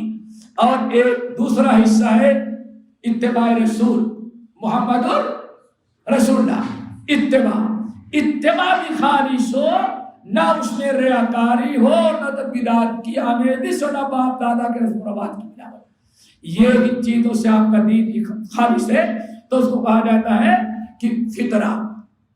معاذ بن جبل نے کہا یہ کیا ہے؟ اصل میں فطرہ ہے. اخلاص. دعا کرو اللہ تعالیٰ اخلاص پیدا کرے. جب اللہ کے لیے مخلص ہو جائے, اخلاص اللہ کے توحید کے لیے, اللہ تعالیٰ پر ایمان کے لیے مخلص ہو گئے تو اللہ تعالیٰ ہماری حفاظت کرے گا. ہمیں ہر برائی سے بچائے گا۔ ہر وہ چیز جو ہمارے عقیدے، ہماری توحید کو نقصان پہنچانے والی ہے، اس سے اللہ تعالیٰ آپ کو بچائے گا۔ آپ نے کبھی غور کیا اللہ انہ کان من عبادنا المخلصین، بند کمرے میں وغلقت الابواب، سارے دروازوں میں لاک لگا ہوا ہے، اور زلیخا بدکاری کرنے کے لیے تیار آ کر کے کہتی ہے لک یوسف آ جاؤ، اللہ اکبر۔ یوسف نہیں بھگ سکتے، جوانی کا عالم ہے، ان کو ضرورت بھی ہے، لیکن ہے حرام، اور عورت اپنے سے پیشکش کر رہی ہے، اور وہ بھی ایسی عورت اگر رات فاج میں ہو جائے تو کوئی کمپلین نہیں کر سکتا۔ کیوں؟ مہارانی کی شکایت کون پولیس کرے گا، کون نوٹ کرے گا؟ ساری صلاحیتیں، حسن جمال، مہارانی، پاورفل، بند کمرہ، اللہ ہے طرح آ جاؤ، معاذ اللہ، نعوذ باللہ، یہ کام نہیں کر سکتا۔ اللہ نے کیا خود بیان کی؟ انہو کان من عباد، میرا مخلص بندہ تھا، اخلاص تھا، اسی لیے اخلاص کی برکت سے توحید اور عمل کو برباد کرنے والی زنا سے ہم نے اس کو بچا دیا۔ سب کو چھوڑ دو دوستو، مخلص بنو اللہ کے لیے، دین کے لیے، توحید کے لیے، خالص توحید ہو اور خالص اتباع سنت ہو۔ تو ذرا دیکھو سورت بنی اسرائیل، جب ابلیس نے کہا اللہ آدم کا سجدہ نہیں کروں گا چونکہ میں افضل ہوں، اور میں جب تو رجیم ہے، کہا ٹھیک ہے ذرا مہلت دے دیں، اللہ تعالیٰ مجھے مہلت دے دیں کہ میں قیامت تک موت نہ آئے، فاطر میرا یوم یبعثون، موت دے دے قیامت تک، ہم کو ہمیں زندگی دے دے قیامت تک ہمیں موت نہ آئے۔ کس نے دعا مانگی بیٹا؟ اللہ نے کہا نہیں قبول کروں گا، اللہ نے کہا فَإِنَّكَ مَنْ جَاءَ، میں نے تیری دعا قبول کر لی۔ ابلیس کی دعا تو بغیر وسیلے کے اللہ دعا کر قبول کر لی، نہیں سمجھی؟ ابلیس کی دعا کیسے قبول، کس نے قبول کیا؟ اللہ نے بغیر وسیلے کے۔ اور ہمارے ہندوستان کے کسی بڑے مدرسے کا فارغ ہوتا تو کہتا ہے بغیر واسطے کے دعا اللہ قبول۔ ارے یار کیوں اپنے آپ کو شیطان سے برا بناتے ہو؟ ابلیس نے دعا مانگی، اللہ نے ابلیس کی دعا قبول کی، ڈائریکٹ مانگا، تو ہماری تمہاری دعا قبول نہیں کرے گا؟ اللہ بچہ نے دعا قبول کر لی، کہتا ہے ٹھیک ہے، اب میں اگر دعا قبول کر لی ہے تو اب ہم تیرے بندوں کو توحید پر نہیں قائم رکھیں، آگے سے پیچھے سے دائیں سے بائیں سے چاروں طرف سے ہم ان کو کان میں سوراخ کروائیں گے، داڑھی نکلوائیں گے، اور ہم ان سے ساری برائیاں کروائیں گے، اور قیامت تک تو موت آئے گی نہیں، اور آپ نے ہمیں مہلت دے ہی دیا۔ اللہ بچہ کم وقت ہم نے تجھے مہلت دے دی، لیکن میرے مخلص بندے جو ہوں گے اس پر تو کامیاب نہیں ہو پائے گا۔ اخلاص، اگر ماں کے اندر اخلاص، باپ کے اندر اخلاص، اولاد کے اندر اخلاص، سب کے اندر خالص ایمان، خالص اخلاص ہے، اور واقعی دل و جان سے اللہ کو پسند کرتا ہے، تو اللہ کا وعدہ ہے نہ شیاطین انس سے گمراہ کر سکتے، نہ شیاطین جن، کوئی سہیلی، کوئی فرینڈ، کوئی استاد، کوئی اسکالر اسے کبھی نہیں گمراہ کر سکتا جو اللہ کے لیے مخلص ہو جائے۔ اللہ کا وعدہ ہے، جا ہم نے تجھے مہلت دے دی، لیکن یاد رکھنا تیرا کوئی بس ہمارے مخلص بندوں پر نہیں چلے گا، تیری ساری کوششیں کرے گا، میں اپنے مخلص بندے کو بچا لوں گا اور تیری ساری کوششیں راضی کر دوں گا۔ تو میرے بھائی مخلص بننے کی ضرورت ہے۔ ہم کتنے مخلص ہیں اسلام کے لیے، دین کے لیے، اللہ کی کتاب کے لیے، اللہ کے نبی کے لیے، سنت کے لیے، نبی کی اتباع، ہم کتنے مخلص ہیں اس کو بھی غور کرنا چاہیے۔ تو حضرت معاذ بن جبل نے کیا فرمایا؟ سارے فتنوں سے ایک امت بچے گی کب تک؟ جب تک کہ تین چیزیں کرائیں۔ نمبر 1 اخلاص وہی الفطرہ، نمبر 2 الصلاۃ وہی الملہ، اللہ اکبر، نماز کی پابندی کرتے رہو، آج نماز کتنے پڑھ رہے ہیں فجر میں پتہ چلتا ہے، اور جمعے کے دن اس مسجد میں کوئی فرشتہ جن نہیں آیا ہوا ہے، اور کوئی بہت دور سے، بس ایک بھائی ہمارے حیدرآباد سے نظر ہیں عبداللہ بھائی، ورنہ سب یہیں کے ہوں گے میرا خیال سے، یا ہم ہوں گے باہر، سب یہیں کے ہیں، لیکن ماشاءاللہ جمعے کے دن شاید روڈ تک لائن لگتی ہو، کوئی باہر کا تو نہیں آیا دوستوں، اسی محلے کے ہوں گے نا، کہاں سے چلے آتے ہیں لوگ۔ اور عید کے دن ماشاءاللہ پھر طرح دیکھیں وہ گراؤنڈ بک کرانا پڑتا، وہاں عیدگاہ میں جائیں، عام دنوں میں گنے چنے چندا دیں، کہاں گئی دین کیسے کہیں؟ وہی الملہ، اے امیر المومنین، او ملت ان اتبع ملت ابراہیم حنیفا، اللہ نے جس ملت کی پیروی کرنے کا حکم دیا ہے، اخلاص اور توحید کے بعد اس کا سب سے پہلے اس پر قائم رکھنے والا سب سے بڑا سبب اقامت ہے۔ کتنے نمازی ہیں دوستوں؟ نماز تو ہفتے میں ایک دن، سال میں ایک مہینہ، اور بھی آپ جیسے لوگ ہوں گے ٹھیک ٹھاک تھا، نہیں تو ماشاءاللہ پہلا ہفتہ تو کسی کو جگہ نہیں، سمجھے نا، اصلی نمازیوں کی جگہ نہیں، پہلے ہفتہ پہلا اشرا، دوسرے اشرے میں چلو اب باہر والے ختم ہو گئے، اب اندر تک، اور تیسرے ہفتے میں پھر وہی پرانے نمازیں، 27ویں سب کو ٹوپی لگائے گی، اب 27ویں سب کو پھر سب بھر جائے گا، یہ ہے ہمارا نماز کا معاملہ۔ ذرا سوچو کتنی بڑی بات کرتے ہیں۔ عمر بن الخطاب کا سوال، یہ امت، یہ مسلمان کب تک دین پر قائم رہے گا؟ کیا اسباب ہے دین پر قائم رہنے کا؟ فتنوں سے، ارتداد سے کب تک بچیں گے؟ کہا دوسری چیز کیا ہے؟ اقامت دعا کرو نمازی بنائے۔ کیا خیال ہے؟ بس وقت زیادہ ہو رہا ہے، میرا خیال ختم بھی ہو گیا ہوگا، ذرا بتاؤ میرے بھائیوں، ایک انسان اللہ کی رضا کے لیے اخلاص کے ساتھ جب وضو کر کے بیچارہ ٹھنڈی میں، گرمی میں، بارش میں، دھوپ میں واللہ مسجد کی طرف آتا ہے، کیوں؟ نماز پڑھنے جا رہا ہے۔ تو معلوم ہے اللہ فرماتے ہیں 3 بندے ہیں جن کے جان کی، ایمان کی، دین کی، اولاد کی حفاظت کی گارنٹی اللہ دے دیتی ہے۔ ثلاثۃ کلہم ذاکرون اللہ عز وجل، 3 بڑے خوش نصیب ہیں جن کے جان، مال، دین کی حفاظت، اولاد کی حفاظت اللہ تعالیٰ اپنے ذمہ لے لیتا ہے۔ ان تینوں میں ایک ہے جو بیچارہ وضو کر کے اخلاص کے ساتھ اذان ہوتے ہی نماز ادا کرنے کے لیے مسجد میں آتا ہے۔ جو نیند خراب ہوئی تو کمبل اوڑھ لیا، کھڑکی بند کر لیا تاکہ اذان کی آواز نہ آئے۔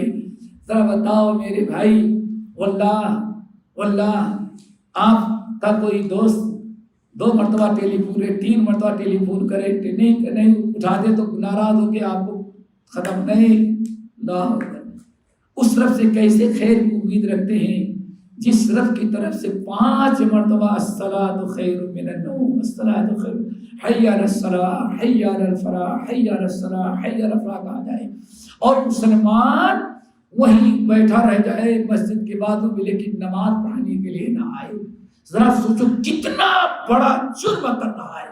اور اس کی مثال ہم یہ بتائیں، ذرا ٹیلی فون کا بل بچ جائے تو رات کو 2 بجے بھی کس نے یاد کر لیا، فوراً اٹھ جاتے ہیں، اٹھا لیں گے پورا گھر۔ اور اگر کہیں مکان میں کوئی بل مار دے رات کو 2 بجے تو پورا گھر بیدار ہو جاتا ہے، کون آ گیا اس وقت؟ واللہ ذرا سوچو موبائل کی گھنٹی اور آج گھر کے بل کے برابر بھی اذان کی قدر نہ رہ جائے ہمارے نزدیک، اذان کی قدر نہ رہ جائے، حی علی الصلاۃ، حی علی الفلاح، اس کی قدر ایک موبائل کے بل کے برابر بھی نہیں رہے گی دوستو۔ وہی الملہ، یہ ہے ملت ابراہیمی، دیناً قیما ملت ابراہیم۔ نمبر 3 اخلاص، فطرت، اور نمبر 2 سلام، ملت اسلامیہ، اور تیسری چیز معاذ بن جبل نے کہا ہر فتنے سے بچا کر کے دین پر قائم رہنے والا جو ہے، تیسری چیز ہے الطاعہ، وہی الاسم۔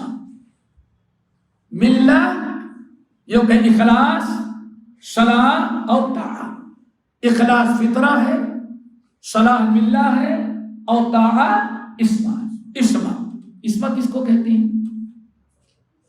عصمت حفاظت، عصمت دری بولتے ہیں نا، عصمت دری حفاظت۔ اللہ اکبر، جان کی، مال کی، عزت کی، اولاد کی، گھر کی، جائیداد کی، پراپرٹی کی، عقیدے کی، اتباع سنت کی، مساجد کی، مدارس کی، ساری چیزوں کی اللہ تعالی حفاظت کرے گا۔ کب؟ جب طاعت ہو جائے۔ طاعت، الطاعت وہی العصمت، ہر چیز کی اس کو کی عصمت حاصل ہو۔ مسجدیں بھی محفوظ، مدرسے بھی محفوظ، بچے بھی محفوظ، بچیاں بھی محفوظ، باپ کی عزت محفوظ، بیوی کی عزت محفوظ، جائیداد پراپرٹی محفوظ، دین محفوظ، عقیدہ محفوظ، ساری چیزوں کی اللہ حفاظت کرے گا۔ کب؟ اس کو عصمت کہا جاتا ہے۔ کب؟ جب طاعت کیا ہے بھائی؟ تین چیزوں کی طاعت ہونی چاہیے، بلکہ چار کی اطاعت بہت بڑی قرار دی گئی ہے، اور چاروں کی اطاعت کی تفصیل نہیں بتا سکتا، بس نمبر 1 اطیع اللہ، اللہ کی اطاعت، نمبر 2 رسول کی اطاعت، نمبر 3 اولو الامر، اولو الامر دین ہے، اولو الامر دین ہے، نمبر 1 حاکم وقت، نمبر 2 آپ کے والد گھر والے، اور نمبر 2 علماء، نمبر 2 علماء، نمبر 3 آپ کے بڑے، تین کے تحت، اور چوتھی ملا دیا جائے تو والدین، پانچویں ملا دیا جائے تو زوجین۔ لیکن یہ اطاعت، اللہ کی اطاعت، اطیع اللہ، ابھی میں نے بتایا کہا جا رہا ہے حی علی الصلاۃ، نماز کے لیے آؤ۔ اب اگر نماز کے لیے آئے تو اطاعت ہے، نماز کے لیے نہ آئے تو نافرمانی ہے۔ اللہ کے اطاعت، رسول کے اطاعت، اپنے حاکم کے اطاعت، جب تک کہ وہ آپ کو کفر و شرک پر مجبور نہ کرے دعوت، اور علماء کی اطاعت۔ اسی لیے وہ اولو الامر کا ترجمہ عبداللہ بن عباس اور بہت سارے سمجھا علماء۔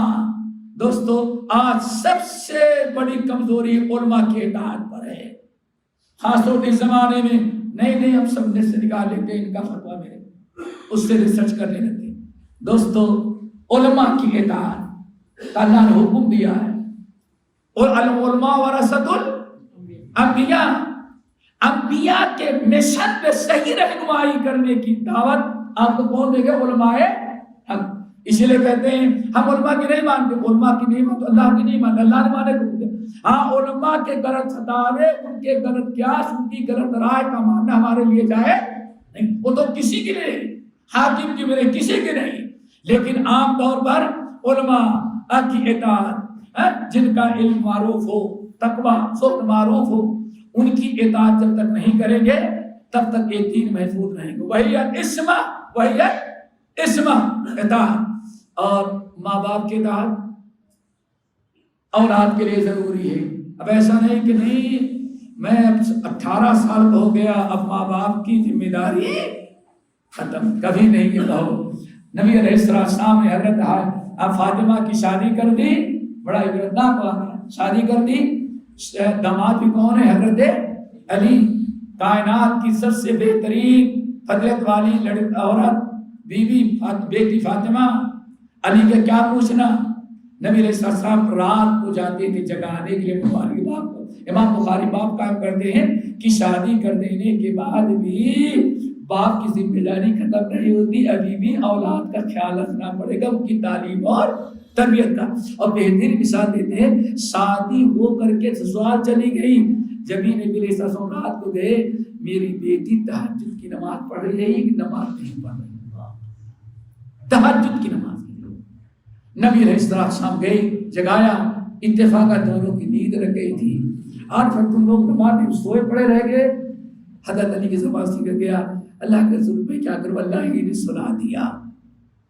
حضرت علی یہ کہتے تھے اللہ کے رسول اچھا ہوا آپ آ گئے، ورنہ کہیں اور سوئے رہ جاتے۔ اللہ تعالیٰ نے آپ کو بھیج دیا، سکھا دیا، ابھی پڑھ لیتا ہوں، کیا کرے؟ اب ہم کیا، ہمارا کیا قصور؟ اللہ نے سنا دیا۔ اللہ رسول کو یہ چیز اچھی نہ لگی، اس کو چاہیے تھا کہتا کہ ہاں الحمدللہ اچھا ہوا آپ نیند لگ گئی، آپ آگے جگا دیے، ابھی نماز پڑھنا شروع کر دیتے ہیں، تو یہ اللہ پر ڈال رہا ہے، اللہ کہیں جگہ ہے تو میں کیا کروں؟ اللہ رسول غصہ آیا، پرکھ گئے، قرآن کرتے پھر ان الانسان، انسان بہت لڑاکو، حجت بار بڑا پیدا ہوا ہے۔ علی بھی حجت کرنے لگا ہم سے، یہ کہتے ہوئے آپ اللہ چاہتا تو آپ واپس آ گئے۔ اس حدیث سے پتہ چل گیا دوستوں، ہر حال میں اولاد کو ماں باپ کی اطاعت مرتے تب تک کرنا ہے جب تک ماں باپ ان کو کہیں، اللہ اس کے رسول کی نافرمانی کا حکم جب تک نہ دیں تب تک ماں باپ کی بات ماننی ہے، گرچہ آپ دادا بن جائیں، دادا بن جائیں، باپ بن جائیں، کچھ بن جائیں، لیکن باپ باپ ہے۔ وَبِالْوَالِدَيْنِ احسانا، اطیع اباک، اے اللہ کے بندے تو باپ کے اطاعت کر، اگر باپ تم کو حکم دے گھر سے نکل جانا، لیکن باپ کی نافرمانی نہیں کرنا۔ تو دوستو ہمیں بہت ساری باتیں کہنی تو رہ گئی، ختم ہو گیا، لیکن پھر کہوں گا خلاصہ کیا ہے؟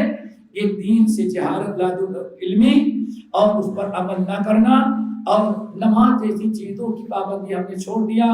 تو اب جب ایاک نعبد و ایاک نستعین، ایاک نعبد و ایاک نستعین، اللہ آپ ہماری مدد فرما، تو اللہ کیسے مدد فرمائے گا؟ جو بھی ہمیں بھٹکانا چاہا، بچے کو بھٹکایا، بچی کو بھٹکایا، ہمارے لیبر کو بھٹکایا، جو چاہتا ہے بھٹکا کسی اور طرف لے کے چلا جاتا ہے۔ وجہ یہ ہے کہ علم کی بڑی کمی ہے۔